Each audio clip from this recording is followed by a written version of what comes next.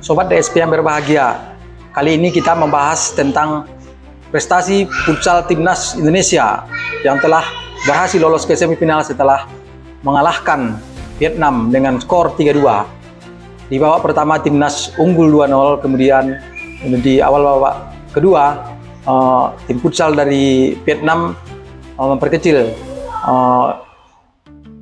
jarak golnya dengan 2-1. Kemudian timnas memperlebar lagi jarak menjadi 3-1 dan akhirnya Vietnam memperkecil dan menjadi skor akhir 3-2. Kemudian timnas futsal Indonesia ini akan bertemu dengan Jepang di semifinal nanti beberapa hari lagi, dan kemudian di semifinal lainnya yaitu bertarung antara Irak melawan Iran. Nah, ini pertandingan sengit. Namun kita berharap timnas futsal Indonesia bisa lolos ke final, tentunya bertemu dengan siapa lagi kalau bukan Iran. Dan saya yakin bahwa di partai puncak siapapun yang menang dari antara Indonesia dan Jepang maka akan melawan timnas Iran, karena timnas Iran ini adalah timnas futsal yang terbaik di Asia saat ini. Kawan-kawan, kita masuk ke berita sepak bola selanjutnya. Ada 7 isu yang mesti kita bahas, yaitu yang pertama tentang adanya rumor bahwa Ragnar Oratmangun akan ke BRI Super League. Saat ini klubnya sendiri yaitu FC Bedender di Liga Utama Belgia berada di juru kunci, dan beberapa pertandingan meraih hasil buruk, dan Ragnar sendiri saat ini masih cedera dan sudah tidak bermain kalau tidak salah 3 pertandingan terakhir. Dan berkebetulan pula timnya FC Bedender meraih hasil minor ketika Ragnar tidak bermain. Nah, kita masih berharap bahwa Ragnar tetap akan bermain di Eropa.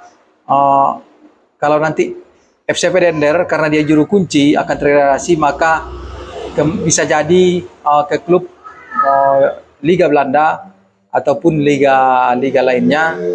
Jangan langsung menuju BRI Super League meskipun gaji yang ditawarkan cukup tinggi, karena itu akan mendegradasi kemampuan dan mentalitas dari pemain timnas Indonesia sendiri.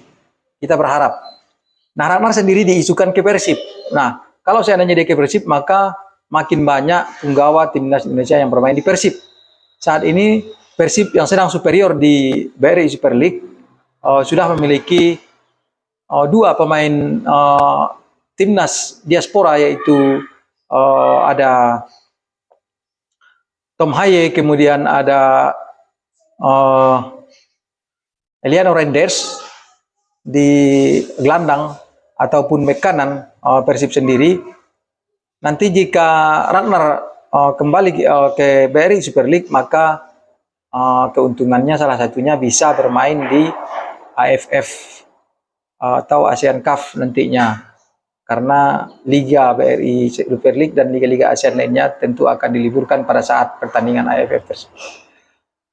Kemudian kita ada berita isu lainnya, yaitu kabar tentang Ipar Jenner juga yang akan bermain di Super League. Nah, ini juga sangat disayangkan apabila hal ini terjadi, karena Ipar Jenner sendiri usianya saat ini masih 22 tahun dan masih muda, masih panjang. Jika dia mau bekerja keras, bukan tidak mungkin dia akan bisa menembus tim utama dari timnas saat ini, yaitu FC Utrecht. Apabila juga tidak berhasil, tidak ada salahnya untuk turun ke kasta kedua, menjadi pemain utama tentunya seperti apa dilakukan oleh Ragnar Oratmangun.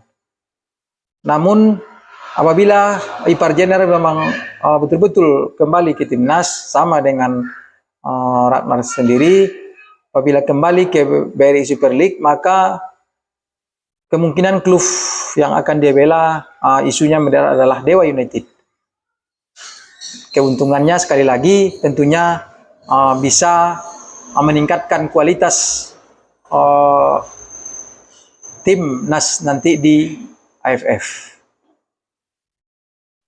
Kemudian ada kabar buruk, yaitu Oxford United, timnya Ole Romeni saat ini berada di peringkat 23, yaitu satu strip di atas juru kunci, yaitu Sheffield United. Anehnya, Sheffield United sendiri yang merupakan juru kunci timnas, juru kunci maksud kami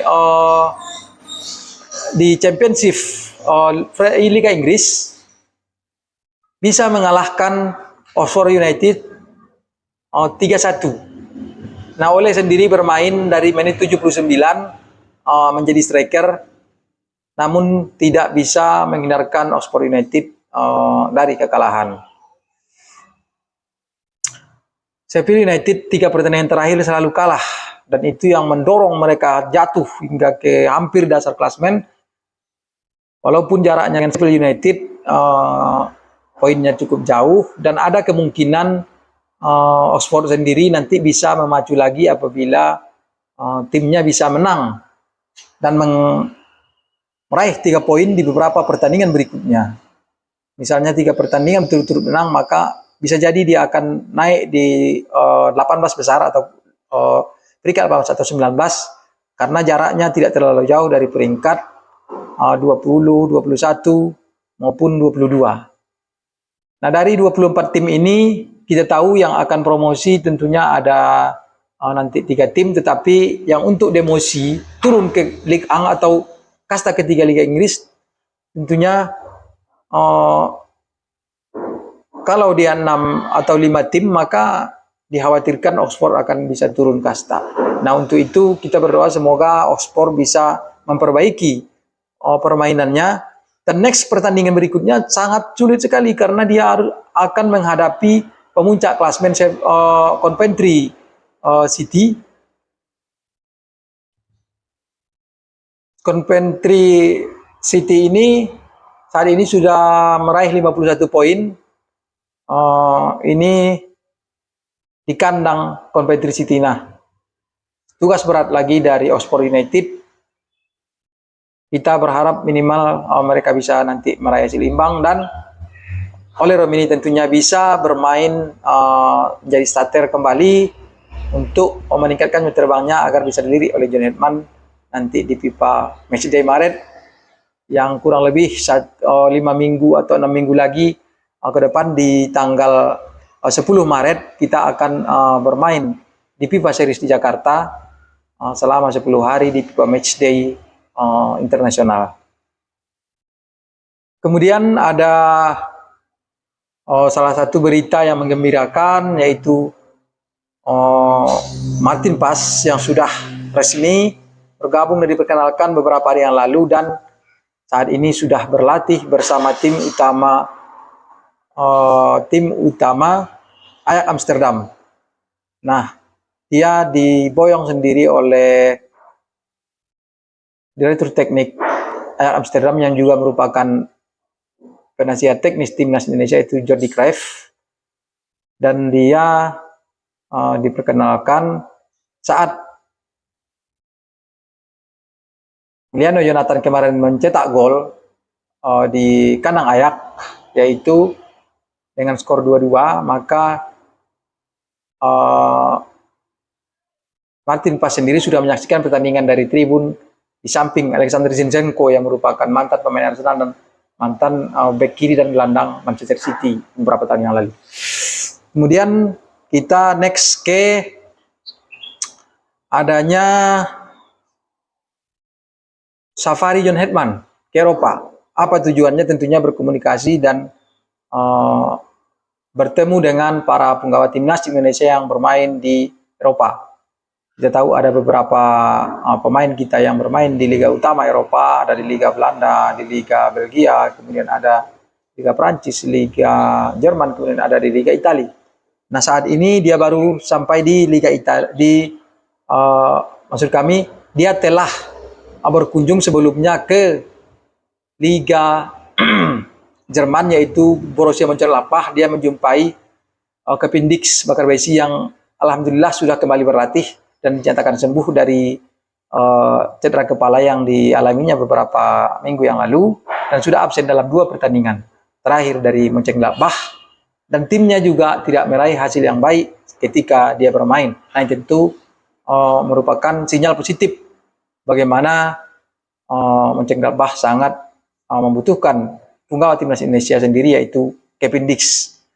Nah, John Herdman sendiri sudah menjumpai Kevin Dix di Jerman, kemudian dia melanjutkan safarinya ke Italia di Serie A.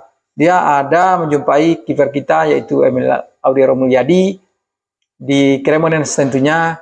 Dalam pertemuan tersebut mereka berkomunikasi, sama juga halnya dilakukan kepada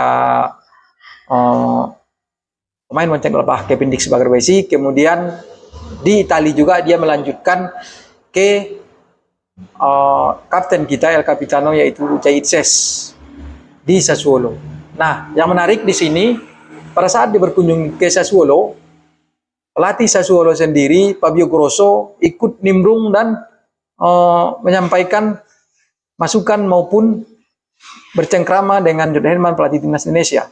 Dan dia menyampaikan bahwa dia sendiri selaku pelatih timnas Sassuolo sendiri sangat mempercayai punggawa timnas Indonesia El Capitano Ucai Itses, dan menjadi duet maut dan duet yang sangat baik di pertahanan Sassuolo bersama Tarek Maremovic, dan sudah diminati banyak klub di Serie A tentunya. Nah, kemudian kemungkinan besar dia akan lanjut sebelum dia ke Liga Prancis ataupun Liga Belanda, kemungkinan dia akan ke Inggris dulu, yaitu ke Oxford United. Ada di situ pemain timnas, yaitu Oliver Mendy, sebagaimana disampaikan tadi, yang saat ini berada di jurang degradasi. Kemudian di Belanda sendiri kita memiliki banyak pemain yang terakhir yang memberikan prestasi yang cukup baik, yaitu Emiliano Jonathans yang memberikan 1 gol di pekan lalu ke gawang Ajax Amsterdam. Ini bukan prestasi yang main. Dia sendiri bermain di era divisi yang cukup dipercaya untuk memiliki tempat utama. Nah, terima kasih kawan-kawan. Semoga safari John Herdman ini bernilai positif. Sebelum kembali ke tanah air tentunya, kita berharap bahwa kedatangannya bisa meningkatkan semangat juang pemain timnas Indonesia sebelum kita menyambut yang namanya FIFA Series di Maret ini. Demikian kita akhiri. Bravo timnas Indonesia, bravo John Herdman, bravo PSP Bola. Wassalamualaikum warahmatullahi wabarakatuh.